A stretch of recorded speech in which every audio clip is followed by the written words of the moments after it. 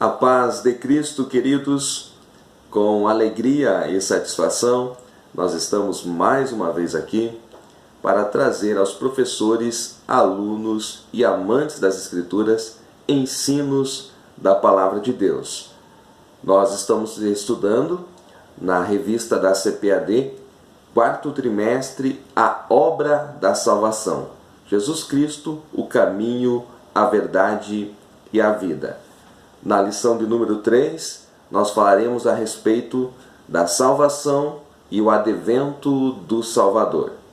Nosso texto áureo está no Evangelho de João, capítulo 1, e o versículo 14, que diz: "E o Verbo se fez carne e habitou entre nós. Vimos a sua glória como a glória do unigênito do Pai, cheio de graça e de verdade." A verdade prática, o nascimento de Jesus Cristo, se deu dentro do plano divino para salvar a humanidade. A nossa leitura bíblica em classe está no Evangelho de João, o capítulo 1, os versículos do 1 ao 14. A salvação e o advento do Salvador. A respeito da etimologia da palavra salvação, nós a definimos na lição de número 1.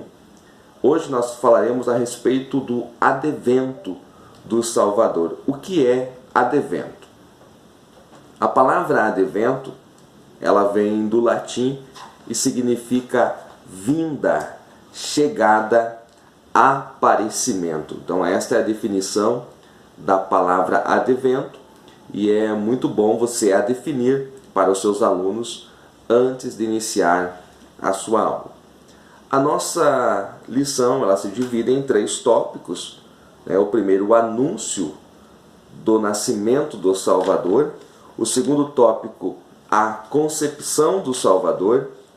E o terceiro tópico, o Verbo se fez carne e habitou entre nós. Então nós falaremos a respeito desses 3 tópicos, trazendo conceitos extras àqueles que já estão na sua revista. Eu quero agradecer a todos os irmãos que estão no Brasil e fora dele, sempre nos acompanhando, sempre deixando os seus comentários. Seja bem-vindo ao canal se você está chegando aqui pela primeira vez.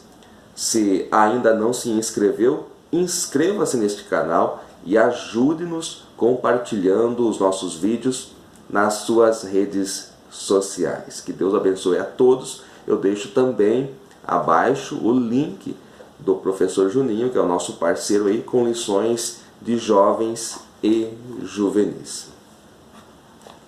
A respeito do anúncio do nascimento do Salvador, o nosso comentarista, que é o pastor Clayton de Joinville, ele traz ali os seguintes conceitos, que o nascimento, o anúncio do nascimento do Salvador já está anunciado desde a queda dos nossos pais, em Gênesis 3 e 15, também nos sacrifícios dos animais, na saída do povo do Egito, e ali ele vai citando algumas referências bíblicas, onde você, estudando-as profundamente e tipologicamente, você vai encontrar já o anúncio da chegada do Salvador.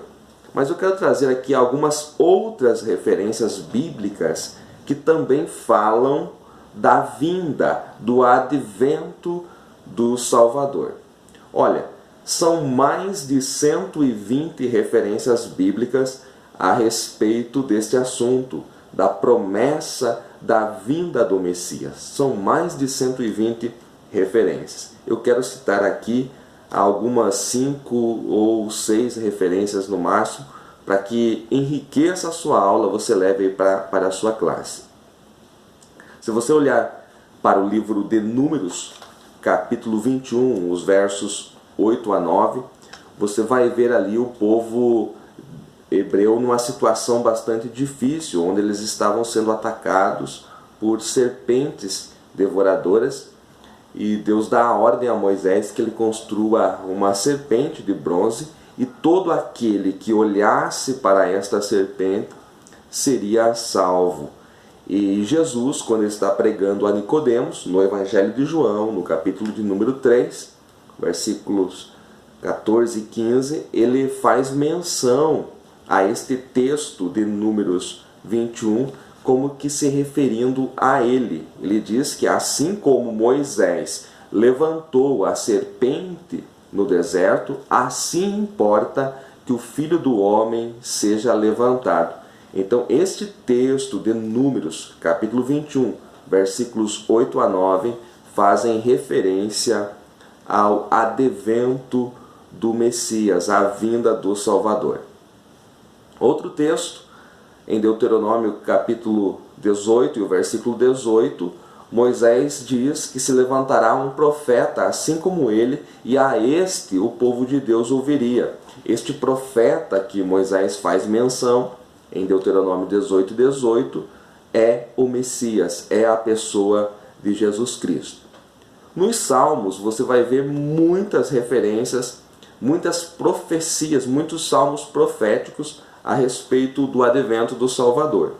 O Salmo de número 22 é um salmo que fala da cruz, é um salmo que fala de toda a história do Messias, principalmente da crucificação. O Salmo de número 22 eu recomendo aí para você ler e estudá-lo profundamente e levar também alguns versos para a sua classe, para enriquecer a sua aula.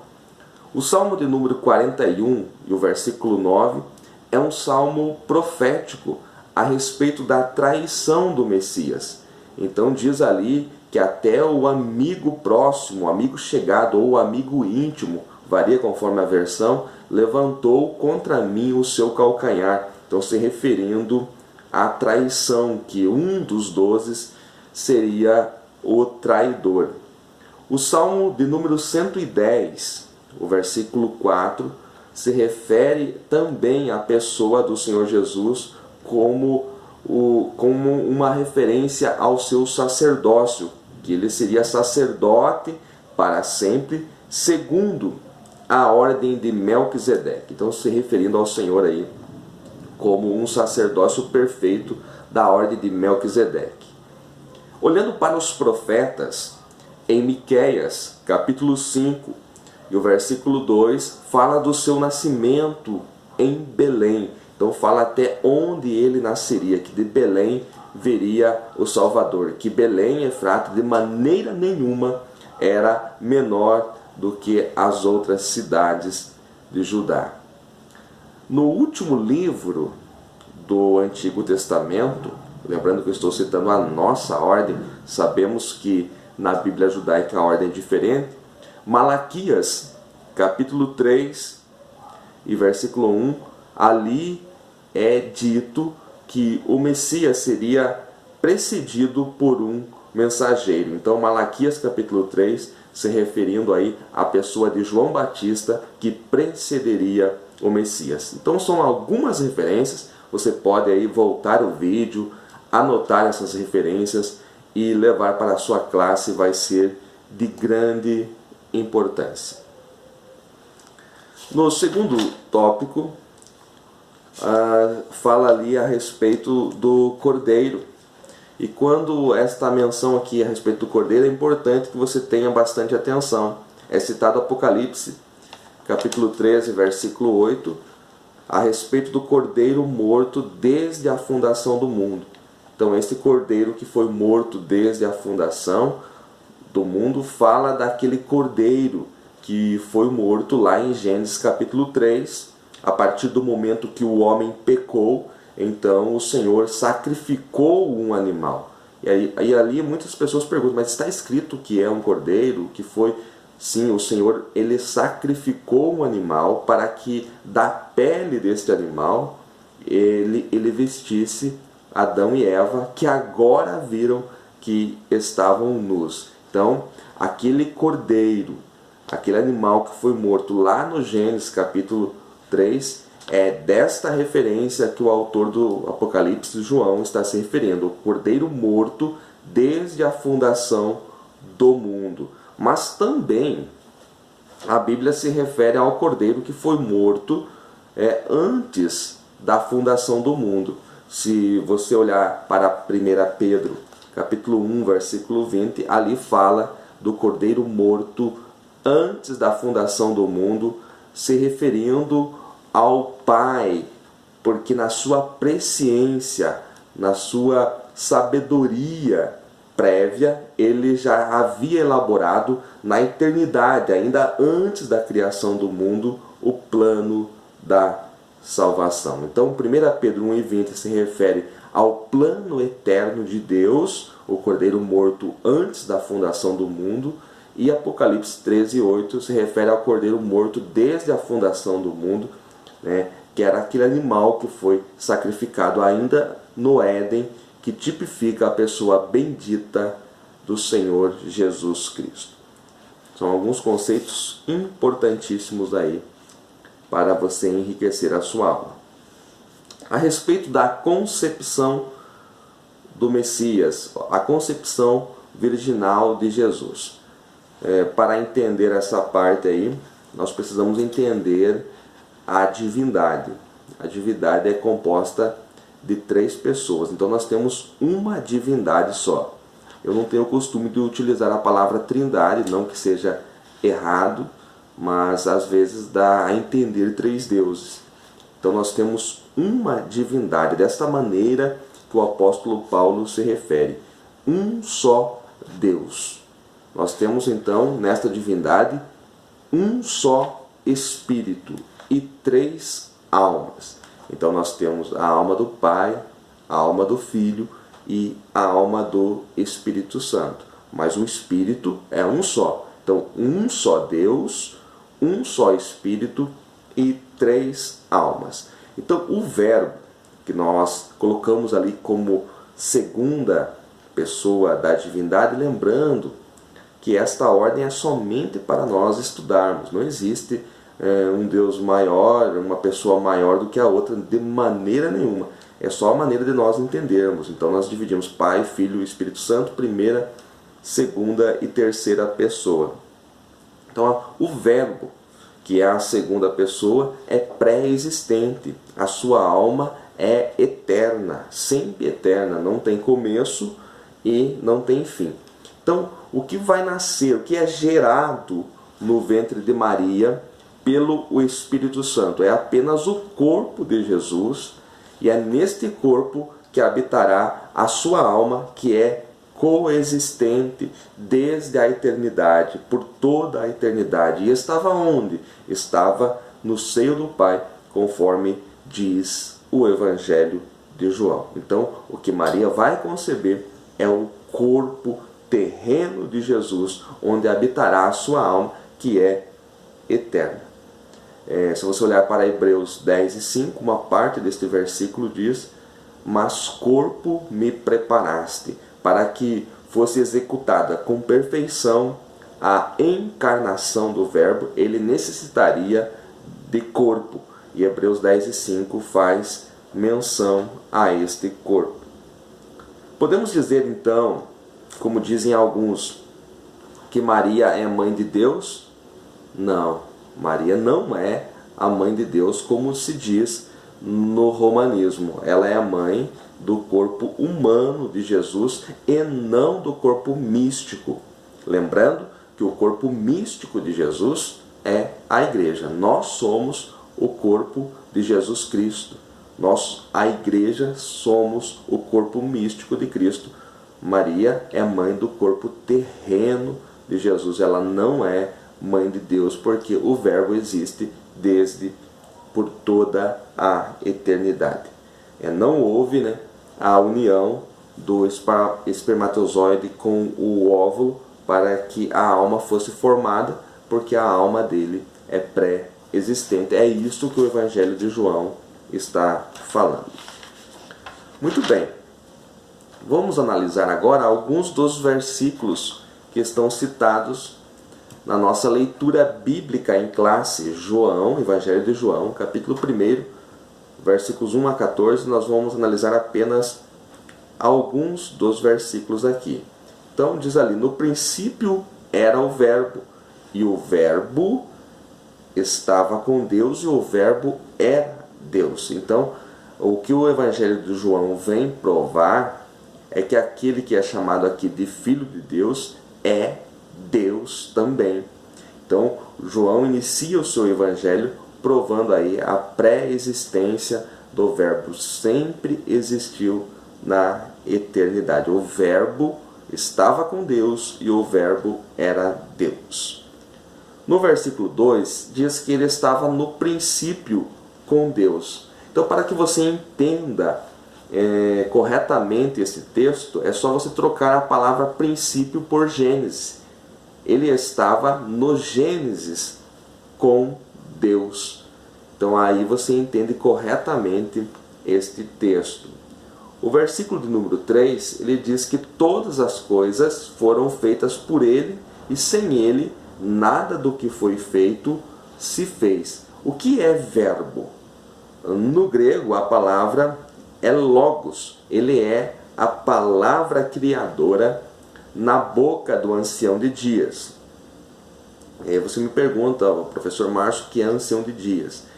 Esta definição de Pai, Filho e Espírito Santo, nós só temos a partir da encarnação. Você não vai ver na dispensação anterior, no Antigo Testamento, se referindo a Deus como Filho.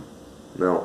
Você vai ver a definição ancião de dias, verbo e santo. Ancião de dias, verbo e santo. É desta maneira que Daniel vê, é desta maneira que você vai ver no Apocalipse, né? Então essa definição Pai, Filho e Espírito Santo é somente a partir da encarnação. Então o verbo é a palavra que cria. A palavra está na boca do ancião de dias. Então por isso que todas as coisas foram feitas por ele. O versículo 4 diz que nele estava a vida, e a vida era a luz dos homens. Então, os homens, a primeira criação de Deus ali no jardim, Adão e Eva, eles se vestiam de luz. Era desta maneira que eles se vestiam até a queda, porque eles já estavam nus. Eles notaram que estavam nus somente depois da queda. Como que eles estavam vestidos até então? De que maneira que eles estavam vestidos? Eles estavam vestidos com a luz. Ele era a luz que vestia ali os nossos pais. Versículo de número 5. A luz resplandece nas trevas e as trevas não a compreenderam. Quando você vai para o relato da criação, trevas ali não são noite. Na verdade, as trevas existiram antes da noite. Sempre Deus deixava no Santíssimo Lugar, quando ele era transportado, o Santíssimo Lugar ficava em trevas para que a luz dele habitasse, a luz dele resplandecesse naquele lugar. Então trevas não é simplesmente noite. As trevas existiram antes da noite para que a luz que existe antes do sol brilhasse e clareasse. Então esse texto aqui é muito mais profundo do que nós lemos às vezes superficialmente. Agora, a partir do versículo 5 para o versículo 6, onde ele começa a falar de João Batista, o texto então salta da dispensação do mistério para a dispensação da graça. Então, no versículo 6, houve um homem enviado de Deus, cujo nome era João. Então, um novo Gênesis está se formando aqui. Então teve o Gênesis lá, que você conhece no Pentateuco, né? O homem fracassou, o homem caiu, e agora Deus está recomeçando. Existe aqui um novo começo, um novo princípio. E aqui nós vemos a pessoa de João Batista fazendo o papel que o Espírito Santo fazia lá na criação, preparando a obra. Então lá no versículo 2 do capítulo 1 de Gênesis, diz que o Espírito Santo fazia a obra incubadora. Era ele que estava sobre a face do abismo, era ele que se movia sobre a face do abismo, preparando ali o ambiente para a obra criadora de Deus. E aqui nós vemos João Batista fazendo este papel do Espírito Santo, preparando o caminho, preparando os detalhes do caminho para que viesse a obra criadora de Deus, que seria o advento do Messias. O último versículo que eu quero analisar aqui com os irmãos é o nosso texto áureo, que é João, capítulo 1, versículo 14. O Verbo se fazendo carne é o ápice do Evangelho. O Verbo se fez carne. Isto é a glória do Evangelho. Deus abrindo mão da sua divindade. A segunda pessoa da divindade abrindo mão da sua glória, do seu poderio, como nós vamos ver ali em Filipenses, da maneira como Paulo fala em Filipenses capítulo 2, versículo 5 a seguir. Este é o grande mistério do Evangelho, a encarnação, Deus deixando a sua glória, Deus deixando o seu poder, a sua majestade, a sua coroa, e vindo habitar nesta carne, e vindo viver como homem, plenamente Deus, para ser humilhado, para ser massacrado, para morrer numa cruz. Este é o grande mistério do Evangelho. A nossa mente humana não consegue entender como a pessoa do Messias fez isso, abriu mão de tudo, aceitou a obra e veio a este mundo padecer como um homem. O infinito se fazendo finito. O eterno, aquele que é eterno, adentrando no tempo, se sujeitando ao tempo. O invisível tornando-se visível e o sobrenatural passando a ser natural. Este é o mistério do Evangelho. E o Verbo se fez carne. E mais, diz que ele habitou entre nós. A palavra habitar é tabernacular. Também pode ser traduzida como tabernaculou. Se refere aqui no original a fincar o tabernáculo, a armar tenda. Quer dizer que ele deixou a sua glória, ele deixou a sua majestade para estar entre os homens, para viver com os homens, para dar novamente a chance do homem ser ligado a ele. Habitou entre nós. O texto começa glorioso, dizendo que o Verbo se fez carne. E ele vai subindo, dizendo que ele habitou entre nós. Isto é algo maravilhoso. João diz assim: vimos a sua glória como do unigênito do Pai. Vimos a sua glória. João está relacionando aqui esta parte a Êxodo 33 e 34, aquilo que aconteceu com Moisés, e também aquele momento que eles participaram juntos no Monte da Transfiguração, no Evangelho de Mateus, o capítulo de número 17, a Transfiguração. João se relaciona tanto à Transfiguração que ele presenciou, quanto àquilo que aconteceu com Moisés lá em Êxodo 33 e 34. Lá em Êxodo, Moisés pede a Deus para que veja a sua glória. E a Moisés não é concedido este privilégio. Aí João relembra dos momentos que ele estava com Jesus, ali no Monte da Transfiguração, e houve aquela apoteose. A glória do Senhor foi revelada a eles. A glória do Senhor foi revelada para aqueles que estavam com o Senhor, para os íntimos do Senhor. E aqui eu aprendo um princípio profundo, que a glória só é revelada para aqueles que são íntimos do Senhor. O Senhor chega àquele monte com os seus discípulos, mas ele vai deixar alguns lá embaixo, e somente Pedro, Tiago e João estarão com ele na transfiguração. Então é a este momento que João está se referindo quando diz que vimos a sua glória, como a glória do unigênito do Pai. E ele termina esse versículo falando cheio de graça e de verdade. A graça que o João se refere aqui é o dom de Deus concedido ao homem. Somos salvos unicamente pela graça, mediante a fé.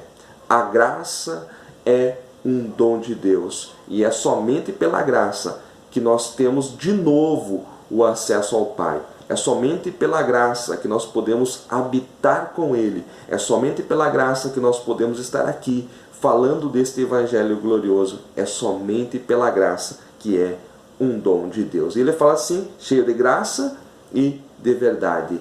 A verdade é o meio de libertação. Nós estamos estudando sobre a obra da salvação. Jesus Cristo, o caminho, a verdade e a vida. A verdade é o meio pelo qual o homem é liberto. A verdade é aquilo que se encontra no Evangelho do Senhor, na Bíblia Sagrada. É aquilo que salva o homem. Conhecereis a verdade, disse Jesus, e a verdade vos libertará. Quando nós temos um encontro com esta verdade, nós a conhecemos, e esta verdade começa a mudar o nosso interior, a partir dali nós somos libertos do poder do pecado. A partir dali nós temos o acesso novamente ao Pai. Que esses conceitos sirvam para enriquecer a sua aula. Se esta aula foi importante para você, ajude-nos compartilhando, deixe aí o seu joinha. Se não é inscrito, inscreva-se neste canal e ajude-nos em oração. Que Deus abençoe a todos em nome de Jesus.